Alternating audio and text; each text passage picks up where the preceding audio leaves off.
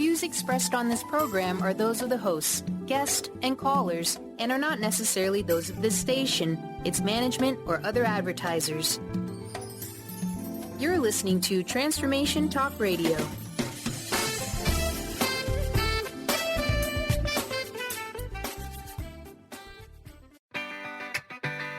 Get ready to rid yourself of all that is weighing you down and holding you back from living the life you want for yourself. Coming Clean, The Art of Transparency with Katherine Maas is a show for women in recovery who are ready to live life on purpose. Tune in and let Katherine help you live your truth one day at a time. Now here's your host, Katherine Maas.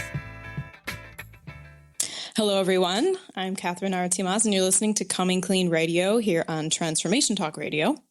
This show is for all the women out there who are ready and willing to free themselves from addiction and self-sabotage and anything that's not serving them anymore in their lives. If you like the show, please like the Coming Clean Radio Facebook page and also sign up for my monthly newsletter at www.katherinemoss.com. And I'm also on iTunes. So if you look for me under my name, you'll find me. And if you can, if you enjoy the show, I encourage you to leave a review. It helps us out. So today we are talking about sobriety and what it's really like in the beginning. I have two guests here today, Kate of the Sober School and Kelly Fitzgerald, aka the Sober Senorita of the blog, sobersenorita.com. So we're going to discuss some, welcome guys to the show. Hi. Hi there. Thanks for having me. Yeah. Thanks for coming on. We're going to discuss some common questions and concerns about sobriety. So if you have anyone listening, if they have any questions of their own, I would encourage you to message in live, and you can go to transformationtalkradio.com and message a question. So before we dive into the questions today, I would be interested in hearing briefly both of your, your stories. Like, what was it like, and how did you both find sobriety? Well, go on, Kelly. Okay. Anyone? How did I find sobriety? I feel like I could make this story very long, and it's really hard for me to cut it down. But I guess I have always been a lifelong party girl. Very social, loved going out, finding new groups of people, and traveling, and alcohol was always involved in that for me. And when I went to college, I got very involved in the binge drinking scene, and that really took off there for me. And then after college, that kind of continued, and that's when I kind of realized that it wasn't a normal pattern that everyone sticks to. So after college, I actually moved to Cancun, Mexico for 5 years. And that's where the Sober Senorita was born. That's where I got sober. And it's also where my addiction took off to even darker places. And it was actually I went to a bachelorette party of one of my friends from high school. And we actually traveled to Punta Cana in the Dominican Republic. And it was an all-inclusive resort, lots of drinking. I drank like I normally do. I blacked out, binge drank. And at the end of the trip, I was just feeling very emotionally drained, physically drained, and really left wondering what was wrong with me and why couldn't I control my drinking. There was a relationship I was in that my boyfriend at the time broke up with me because he knew that I was, being irresponsible on this trip and making empty promises to him that I could control my drinking, and I couldn't. So in the airport in Punta Cana on the way back to Cancun, I just decided, I can't do this anymore. And I really asked the universe for help. And that was my sobriety date on May 7th, 2013. And that's the day that I decided, no more drugs and alcohol. And my life has transformed ever since. And it's been the best decision I've ever made. Congratulations. Thank you. And Kate, how about you? Yeah, hi there. I could really relate to a lot of what Kelly was saying there. And I think my story is quite similar, albeit without the Mexico bit and the nice traveling and the warm weather. But yeah, I drank really heavily throughout my 20s. Always loved drinking a lot. Could always drink a lot more than my friends. And I guess it really started becoming a problem for me as people around me started to settle down and get a bit more sensible, and my drinking just didn't change. And I tried loads and loads of things to try and sort of cut down or to calm down. You know, I just kind of wanted to be that person that could drink on a Friday and a Saturday night and then sort of leave it throughout the rest of the week. But I just wasn't that. I was a very all or nothing person.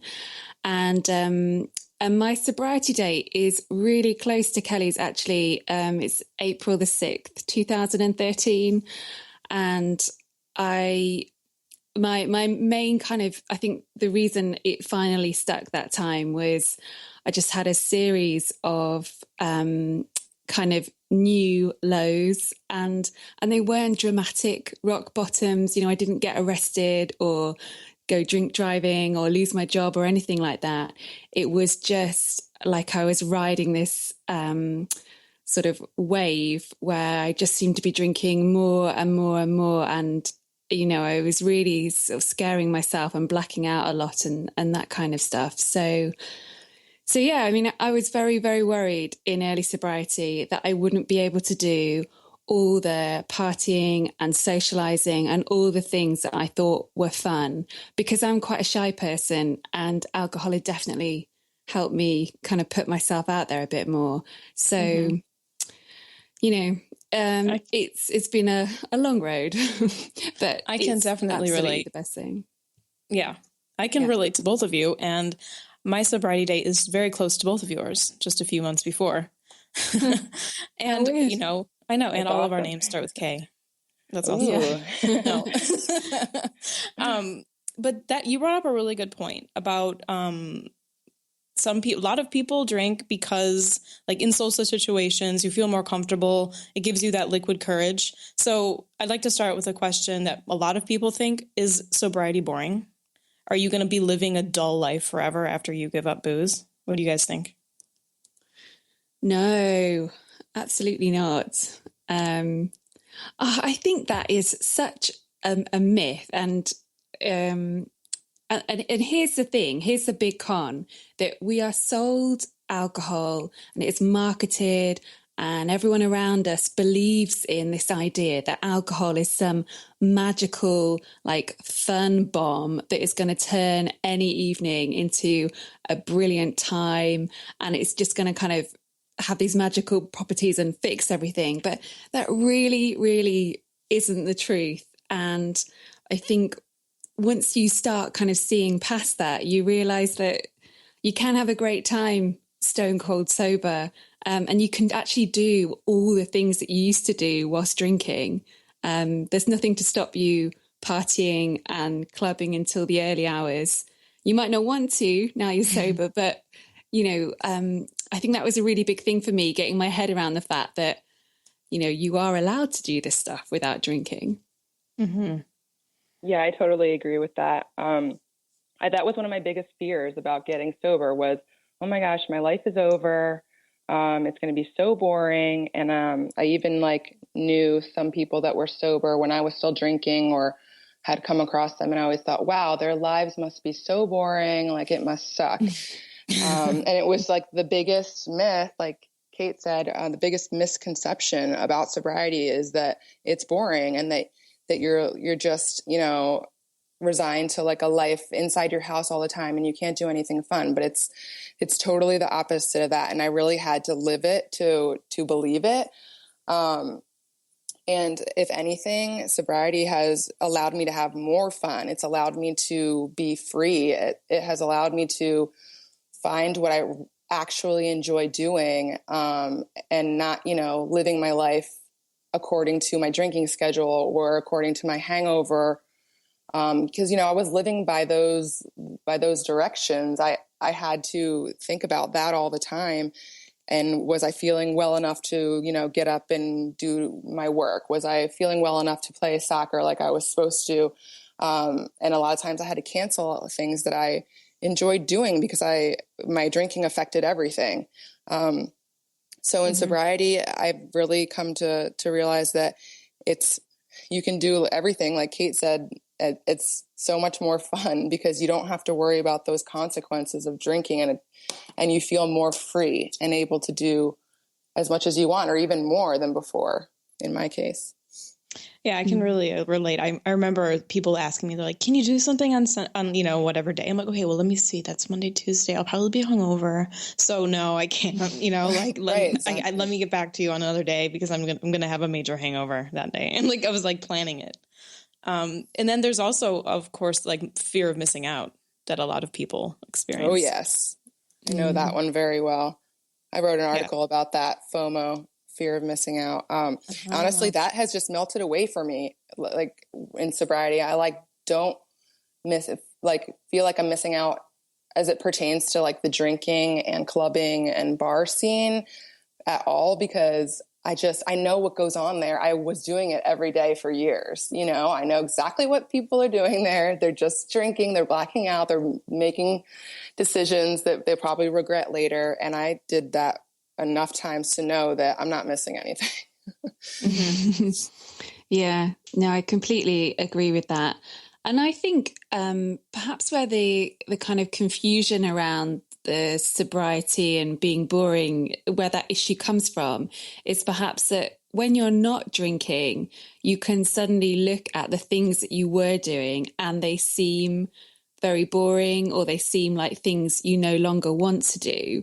So you have to kind of perhaps reframe some of that stuff. But, and I struggle with that at first, but now I actually think that's a really good process to go through. I would much rather kind of know what it is that I love and what I don't love, rather than spend my life doing what I was doing before, which is kind of effectively numbing out all the time and drinking so much that I wasn't really kind of present. And although that made some things more bearable, like a bad nightclub or a bad party, isn't it better to be a bit more kind of fully present and to just leave the bad party if it's bad? So I don't know if I'm explaining myself well enough, but I think there is that it's a kind of nuanced thing, isn't it? The idea of missing out and it being boring, and actually being more aware of what you do and don't like in sobriety.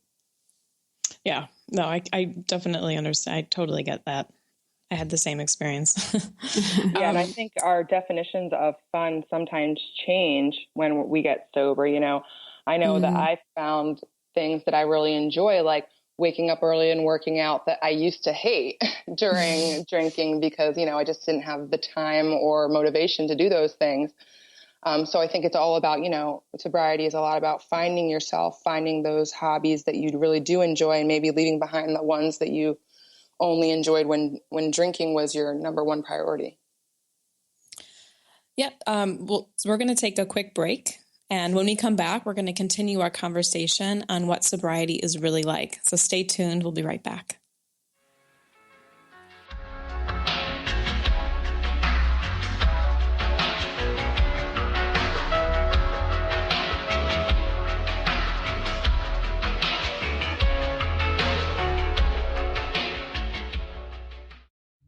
Do you want to achieve your goals? Do you want to strengthen relationships with others?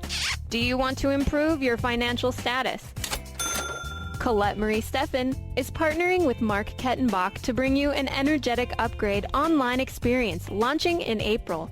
Unfold and develop your full potential. Visit energeticupgrade.com today for more information. That's energeticupgrade.com. Hey everyone, this is Dr. Pat. I wanted to tell you about a new, powerful, and compelling play by Nicholas Vasily, coming to Seattle July 7th at Cornish Playhouse, Seattle Center, the United States of China. On one hand, a dedicated American patriot who would give her life for her country. On the other hand, someone who has been battling the injustice and corruption of America most of her life. And she is as confused as any American could be about what she truly believes in. My play, The United States of China, is about the trial of Miriam Hopkins, who is a metaphor for all that America stands for. This is more than a play experience. It's a movement. It's a movement to create a new level of awareness. Knowledge is power, and we are powerful. Get your tickets today at americathestrong.com.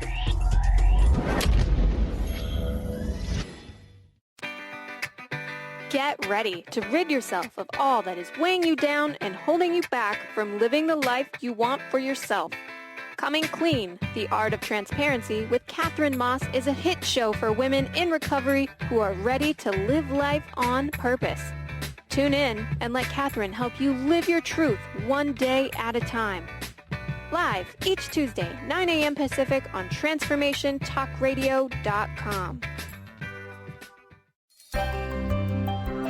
Shine On Radio. Find Your Shine with Kelly is the show that celebrates what makes you, you. Join co-hosts Kelly Wadler and Dr. Pat Basili as they break down how to brilliantly fuel and move your body and love what makes you shine. Kelly is a professional arts and wellness coach dedicated to helping brilliant women find their confidence, energy, self-love, and shine. Tune in to Shine On Radio with Kelly and find your shine on TransformationTalkRadio.com. Song of the Heart, Walking the Path of Light, from author and healer Francine Vale is available now. Through Francine's life story, we learn how imperative it is to love one another. Once this simple truth is learned, peace on earth will prevail. Song of the Heart is a life lived and a story told for this purpose. To learn more about Francine and her amazing gifts, or to order your copy of the book today, visit angelsandlightbeings.com.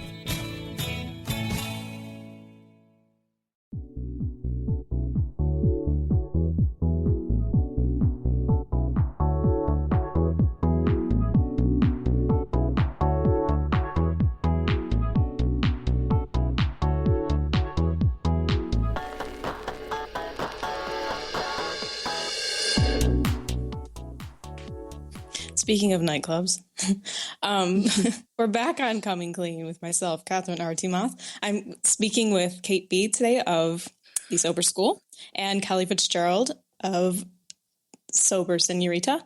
So people can get in contact with both of you on the Sober School. Is it .com or is it .co.uk? It's .com. Yeah. .com and SoberSenorita.com. And are you guys on social media? Yes, I am. Okay, Yes. So is it easy to find? Okay, you're on everything. On Facebook, I'm just the Sober Senorita. On Twitter, Kelly Fitz11. Yeah, and I'm just the Sober School on Twitter and Facebook and Instagram. Great. Okay, so moving along, we were talking about having fun in sobriety. And now we were talking over a break that it would be a good time to talk about when people are in early sobriety, how do they maneuver different celebrations or social events like parties and like weddings are a huge thing, or being in a bachelorette party? How do you maneuver being around alcohol? Right. Especially when you're with your old friends who, you were kind of, that was your connection in some way. I think this is a question I'm asked a lot on my blog and on my Facebook page, like how to attend events where alcohol is going to be present. Obviously, we can't avoid it 100% of the time. It's going to be at weddings or, graduations or birthdays and what have you. So I always say that it's a good idea to be prepared for that and to have, some steps to take being there around alcohol and not consuming it. So for me in early sobriety, I remember I attended a wedding, I think I was 1 month sober, and I actually emailed my close friends who were at the wedding, and they were my best friends from high school, and they had attended the bachelorette party that I spoke of earlier. And then a month later was one of the girls' wedding. And I had emailed them ahead of time and told them, hey guys, I'm not drinking anymore. So I just wanted you guys to know that before we get to the wedding, and people are asking me to do shots or something. So I kind of think that's a good idea, if possible, to maybe tell some of your close friends that are going to be at the event. I mean, you don't have to go into detail if you don't feel comfortable. You could just be like, hey, I'm just not drinking today. So don't ask me to, or don't offer me any drinks. And also I always say that it's good to have someone to be able to text or call at an event if you don't feel comfortable, if you're feeling like you are triggered in any way, like if you're feeling like maybe you want to have a drink. I think it's good to have someone to talk to about it. And then the last resort is always to have a way out, to leave if you don't feel comfortable at an event like that. If you can, I would just, have a car or have a means of transportation and somewhere to go if you don't feel comfortable, and say, you know what, I put my time in at this wedding. I said congratulations, and I'm going to get out of here now because I don't feel comfortable. So those are my recommendations. Yeah, those are good. I think that those wedding receptions are really hard, especially when there's open bar. And it's very tempting. No, I would completely agree with all of those things. I'd probably offer very similar advice, really. I think one of the things is to know that you do have a choice. And, if you feel really, really unhappy about going to an event, there is nearly always a reason or an excuse for not going. And I do think that once you get to a point where your sobriety is your number one priority, then actually it's not that hard to kind of make those difficult decisions and to kind of like put yourself first. And I think sometimes you do need to do that. I mean, when I was quite newly sober, I went to a hen party, or I think you call it a bachelorette party.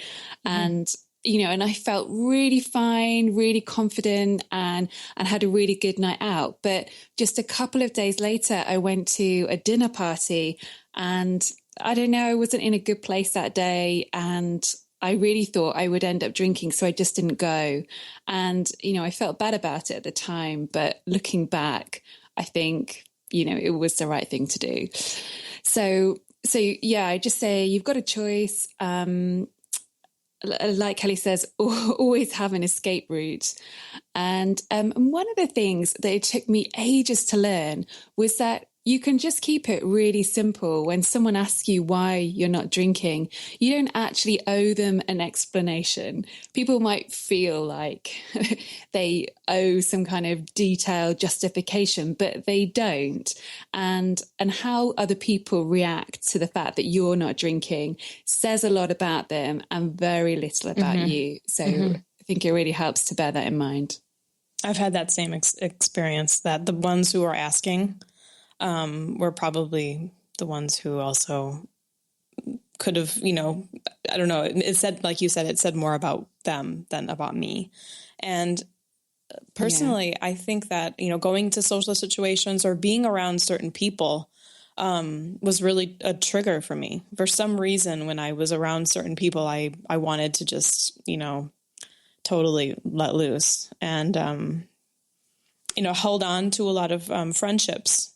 But however, sometimes you let them go. So another question, I guess I'm just bringing up another one really quickly, if you don't mind. So do people need to change their social situations, or, with the groups of friends they hang around with? Yeah, it's a tough one, isn't it? I think it depends it kind of depends on that relationship. If you can only get along with someone, or they only want to spend time with you when you're drinking, and your friendship doesn't work in the cold light of day when you're both sober, then I'm inclined to say yes. But you probably don't need to cut them out of your life. They will just sort of fade away naturally. Yeah, it's a really tough one. And, you don't want to go too far and sort of isolate yourself from everybody, because that's not nice either. I think there's sort of a middle path there. Yeah, I think it's, you have to forge your own path and see which friendships can weather the storm, kind of see who's supportive of you as you go along.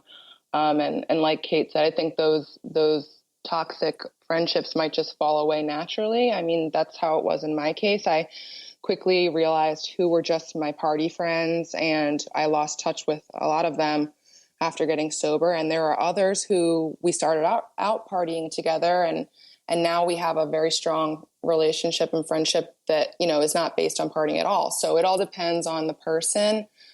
But yeah, there are certain people that I just don't like to surround myself with now, because I know that their number one priority is still drinking, and that's not mine anymore. So it's harder to relate to them. So in that way, I think getting sober shows us, you know, what our qualities we want in a friend and in any kind of relationship becomes clearer in that way. Mm-hmm. The other thing I found in that respect is that, because I did lose some friends, they sort of drifted away, but as they left, some other people who kind of been on the sidelines of my life moved in a bit closer, because actually I realized that they have all the qualities that I'm looking for in a friend nowadays. And so that's been a really good thing. It's not all about losing friends. It's a lot about gaining them as well. Mm-hmm. Yeah. And also exactly. becoming a better friend to those friends. I had friends that I felt like I took for, we didn't honor our friendship. And now, you know, that I'm sober, I'm able to be a better friend and not be so selfish. Yeah. That's a whole nother part of it. I agree. I was not a good friend at all, and not a good girlfriend, and not a good daughter to or sister to in any of my relationships. So really, sobriety has really taught me how to, you know, show up and provide a two-way street for every relationship that I'm involved in. So it's been a great learning process. Mm-hmm. Well, we're going to take another break. You're listening to Coming Clean Radio. When we come back, we're going to continue our conversation on what sobriety is really like. So stay tuned. We'll be right back.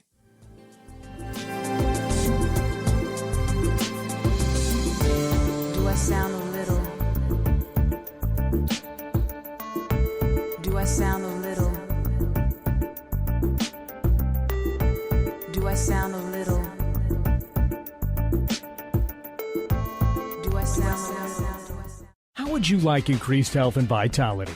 How would you like to avoid the onset of disease as well as slow the aging process? This is all possible through a simple, safe, and natural process.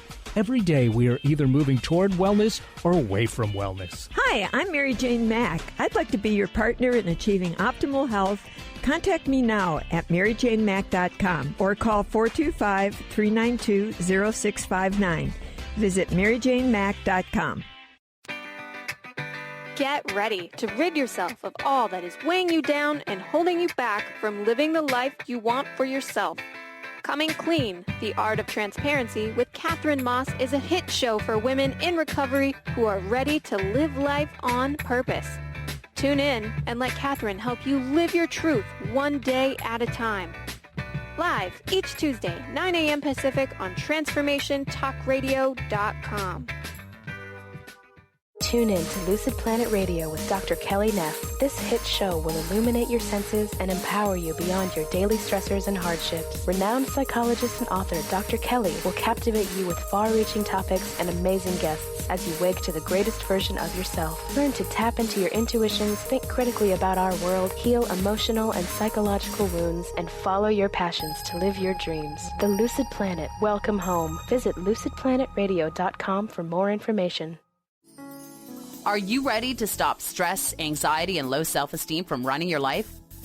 Join award-winning author Dr. Friedemann Schaub for Empowerment Radio and learn breakthrough solutions to switch out of survival mode and approach every day with great ease, joy, and purpose. Tune in the first and third Wednesday at 11 a.m. Pacific to Empowerment Radio with host Dr. Friedemann Schaub on Transformation Talk Radio. Visit thefearandanxietysolution.com to learn more. Almost everyone at some time in their lives ask themselves, what am I? Most of our questions are ego-generated and simply don't address the problem of our false self. It's time to relax your ego and embody your soul. Dr. Dan Cohen, neurologist, inventor, and author, has created tools to awaken a new way to transform from who you thought you were into what you truly are. Visit toolstoawaken.com today. Hi, I'm Tim Darter. And I'm Steve Kramer. Join us on Spirit Fire Radio. Discover how to add the mechanics of meditation to your day. And watch yourself connect in a whole new way. Find the amazing moments in life's routines that often pass us by. Add to your awareness with Spirit Fire Radio. Tune in each Wednesday at 9 a.m. for your weekly guide to practical mindfulness. And to learn more, visit www.spiritfireradio.com.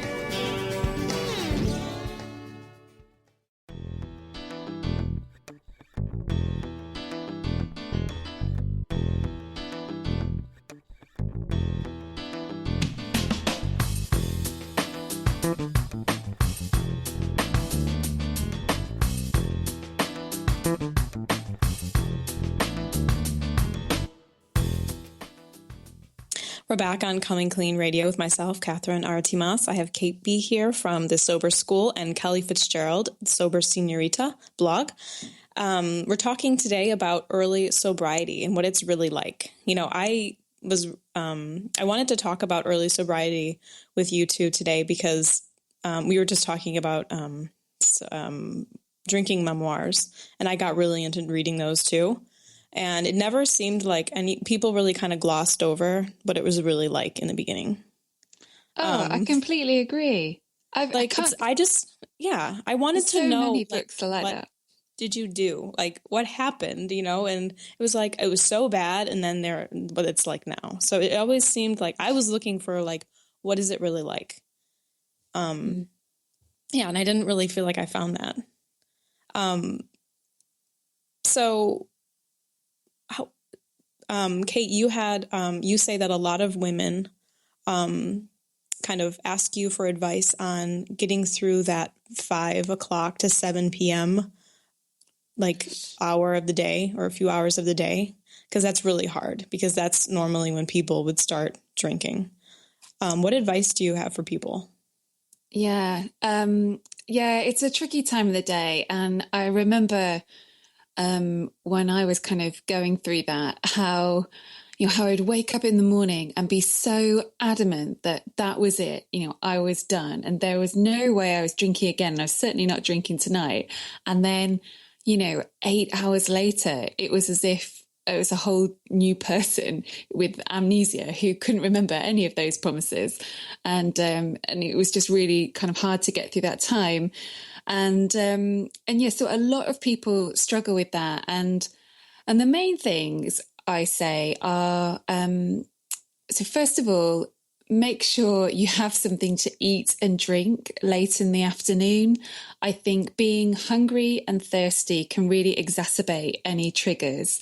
And it seems like no coincidence to me that we feel the strongest pull to drink at that time of the day when it's actually been quite a while since lunchtime and it's the end of the day. So we are tired and we're kind of irritable and we need, we need a bit of a boost, and wine, which contains a lot of sugar or whatever it is, that you want to drink. Alcoholic drinks have a lot of sugar and they provide us with a kind of glucose hit as well as, all the other things that alcohol does. So have something to eat and drink. I would say try and carve out some time for you, something that you like to do, because again, a lot of people drink because it's kind of a really easy way of relaxing. So is there something else you can do at that time?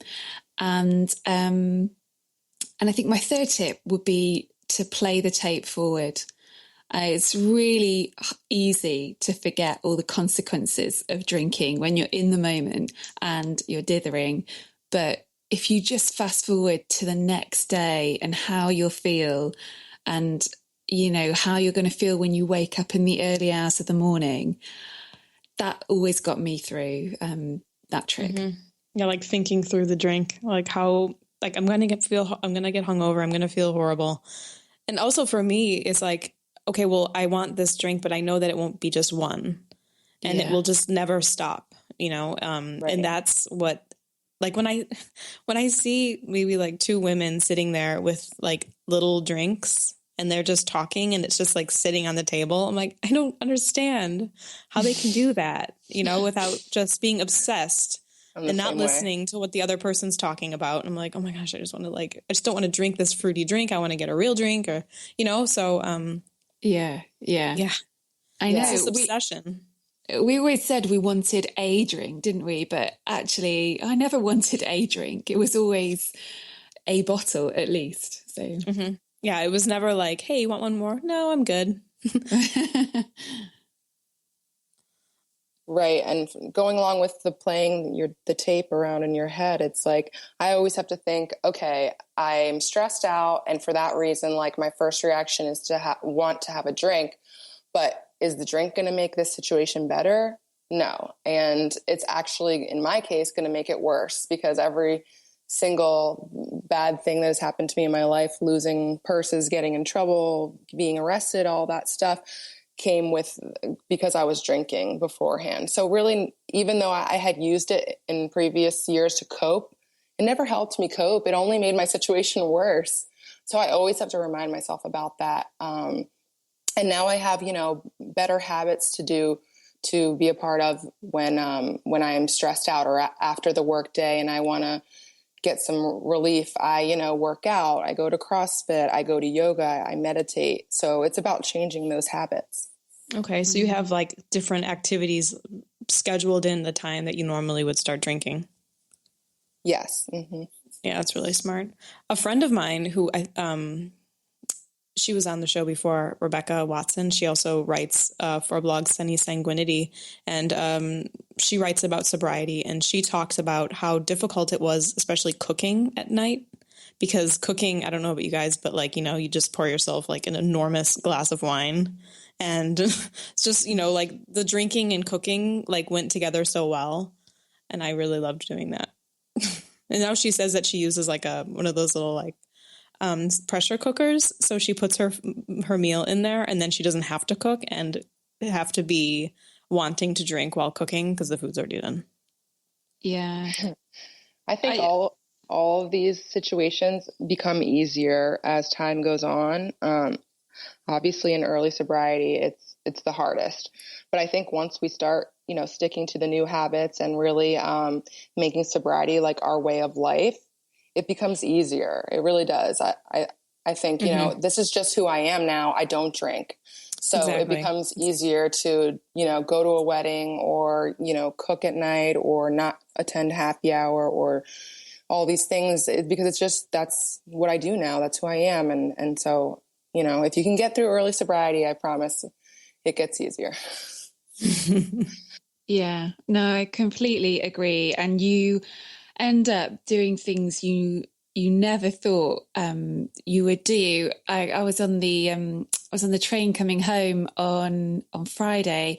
And I just had a really, really crazy week. I was really tired, and I found myself thinking, God, I can't wait to get home, and I want to pour a glass of grapefruit juice mixed with some tonic water, because that's my favorite drink. And I was like fantasizing about this drink in the way that I used to fantasize about opening a bottle of wine. And I thought, this is so crazy that now that's kind of all it takes. Like, I was just looking forward to getting home and having that and, changing out of my work clothes, that kind of stuff. But if you told me 3 or 4 years ago that I would be really happy with that kind of drink, I'd have thought you were mad. But, Did you guys try to do like non-alcoholic wine and beer in the beginning? No, I was told to stay away from that, so I did. But now, actually, I occasionally have a non-alcoholic beer at a barbecue or in the summer if I feel like it. But I've never really done the non-alcoholic wine, because I don't know if it's any good or not. I drank maybe 2 or 3 non-alcoholic beers in my first year of sobriety. I kind of got sober on my own, so I didn't really have anyone to bounce those ideas off of. So I thought, non-alcoholic beer, it's made for me because I'm not drinking. But now I know that it's frowned upon in many 12-step fellowships. But I personally, I I think it's a good thing to have once in a while, as long as you're not, binge drinking it if you have like your old habits. And I still have one from time to time. I have tried non-alcoholic wine, but wine wasn't really my thing. So I don't know. I don't drink it too much.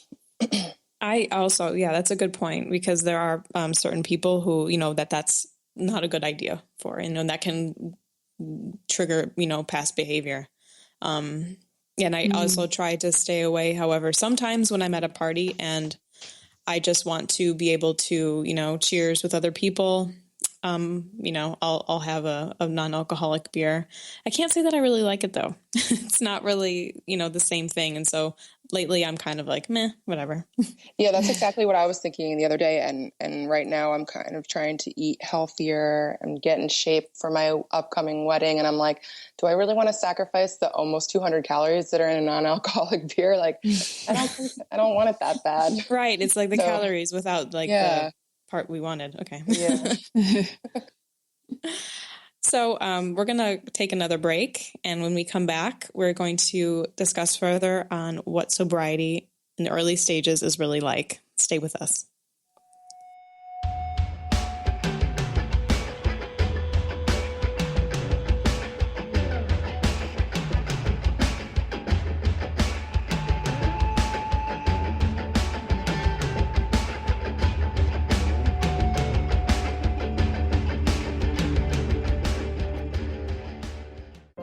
Awaken to your radiant, authentic self. For over 15 years, Soul Purpose Advocate Nancy Monson has been focused on leading change in the lives of those looking to live their true purpose. She is devoted to supporting people in living a soul-directed life every day. Let Nancy help you overcome fear, worry, and doubt. Visit everydayspirituality.com to learn how Nancy can be your Soul Purpose Advocate.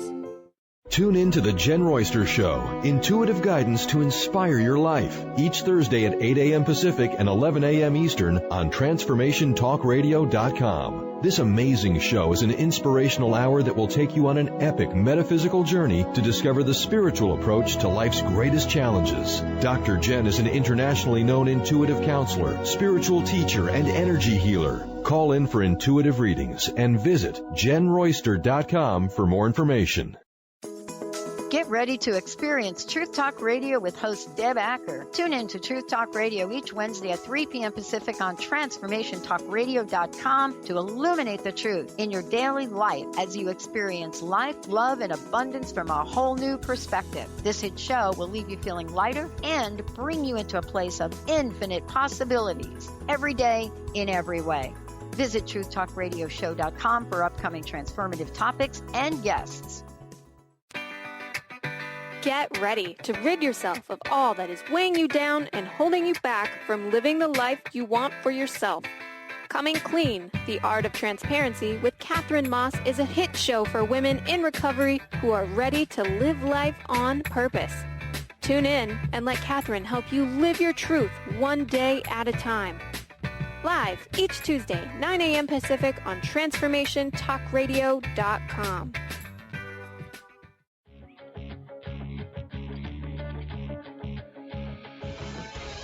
Hi, this is Leslie Fontaine, and my show is Sheer Alchemy on TransformationTalkRadio.com. When we're bogged down with our emotions, the hardships that plague us in our relationships, at work, our finances, we literally can't see the higher plane where we could be operating from. Tune in to Leslie Fontaine, Sheer Alchemy on TransformationTalkRadio.com.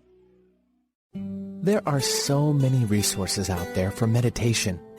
But did you know that Atana's Heart Earth Healing Meditation is available for you for free?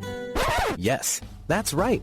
You can receive this free healing meditation today from Atana Badili. All you need to do is visit his website, atanamethod.com. That's ATAANA method.com and sign up. You will receive your free meditation instantly. That's atanamethod.com.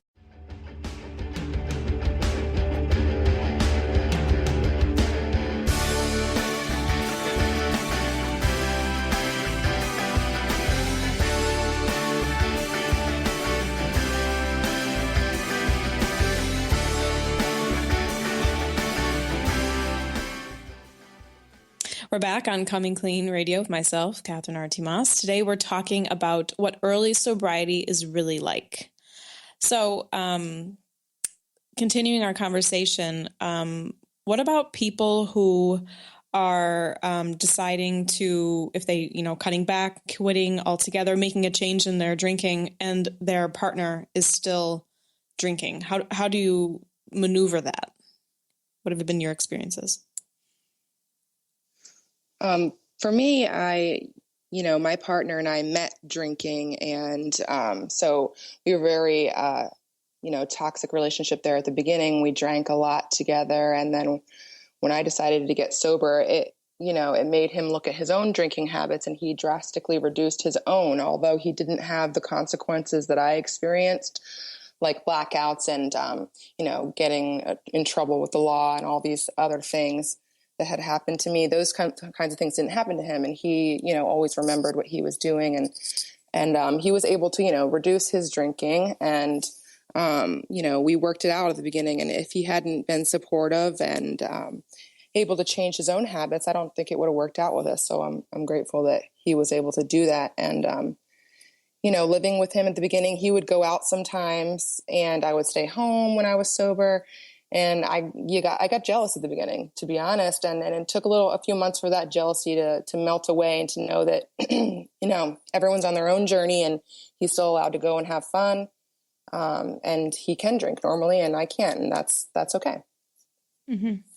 And did you find that, because, the relationship started, as you said, you guys drank together a lot. Did you find that you needed to figure out how to spend time with one another?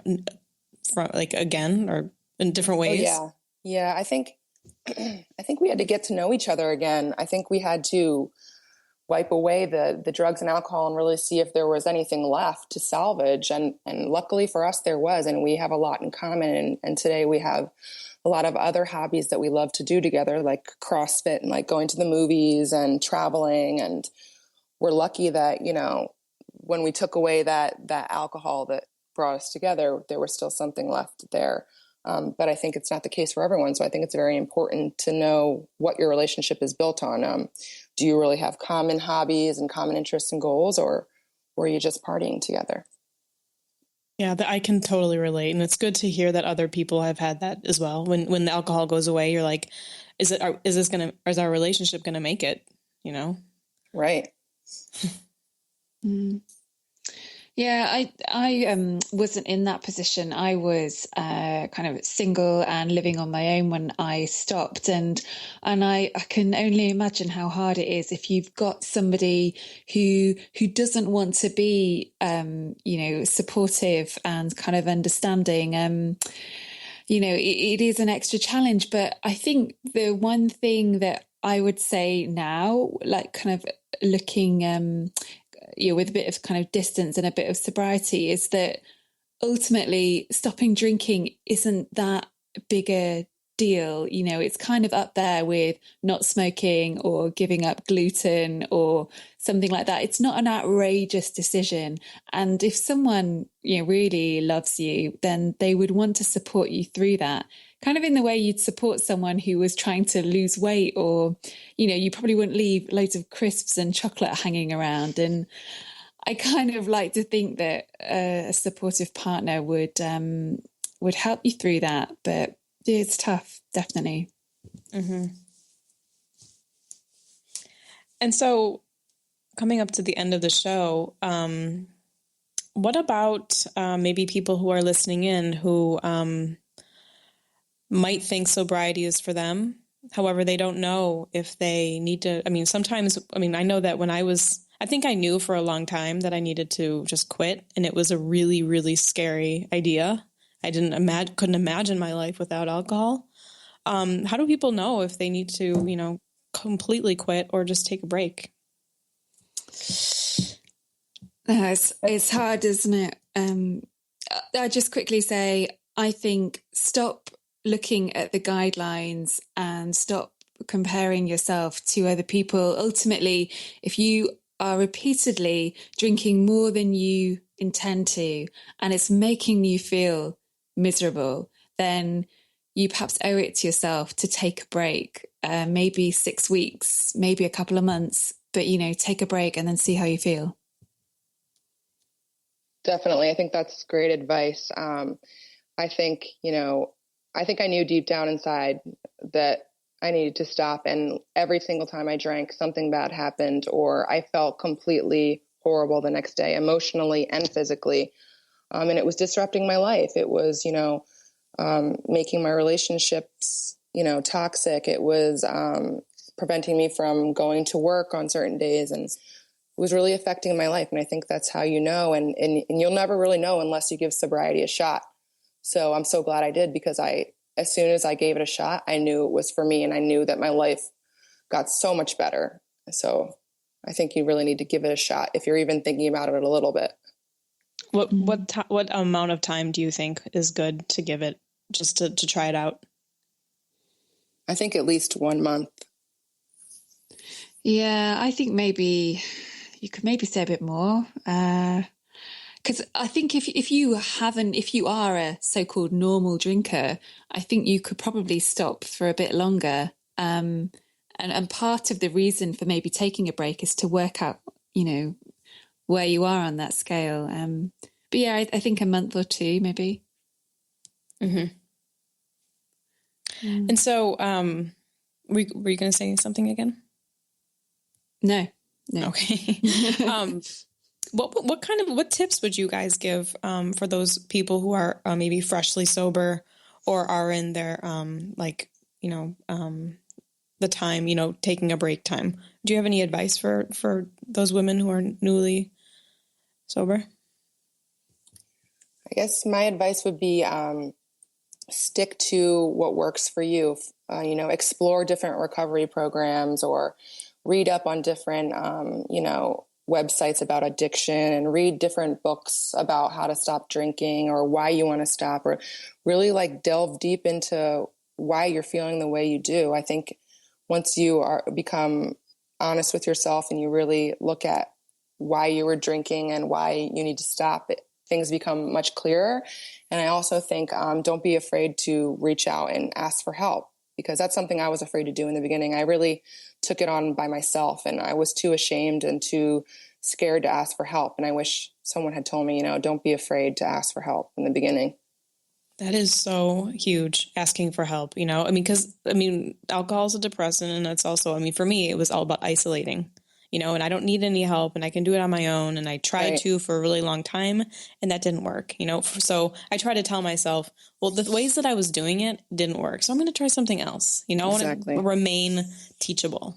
It's so important.